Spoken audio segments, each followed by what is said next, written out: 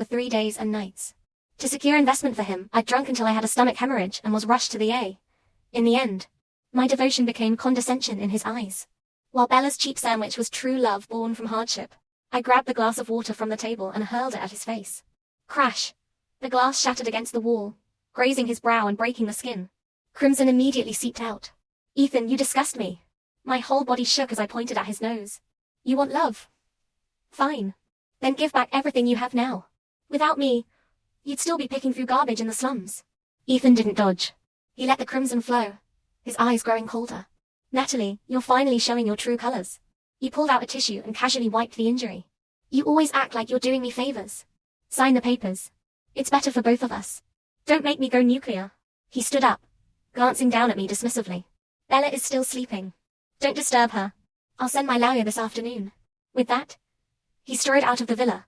I collapsed on the sofa, staring at the words "no fault party" on the agreement, suddenly laughing hysterically until tears streamed down my face. I hated my own stupidity, and even more, his heartlessness. My hand moved to my flat abdomen as I took a deep breath. "Baby, Mommy will take you away from this." I didn't sign the papers. Instead, I went straight to the hospital for a prenatal checkup. I was still torn about the pregnancy. This child couldn't be born into a world filled with betrayal and disgust. But a part of me couldn't let go. The day I went to the hospital, the sky was overcast and gloomy. Holding my registration slip, I sat alone in the long corridor of the OB/GYN department. Around me were expectant mothers accompanied by their husbands, all looking happy. Only I sat alone.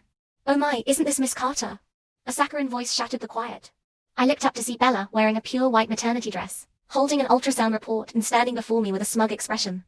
Her belly was still flat, but she deliberately supported her lower back with one hand, acting as though her child had secured her status. "Are you here for a checkup too, Miss Carter? All by yourself?" Bella covered her mouth with a light laugh, her eyes full of malicious challenge. "Ethan wanted to come with me, but he had an important meeting at the company. He insisted on hiring 10 bodyguards for me. I told him it was such a waste of money." I looked at her coldly, as if watching a clown. "Get lost." I spat out the single word. Bella's expression froze momentarily, then her eyes quickly reddened, tears falling like broken pearls. "Miss Carter, I know you hate me, but love doesn't follow a first-come, first-served rule. Ethan doesn't love you at all.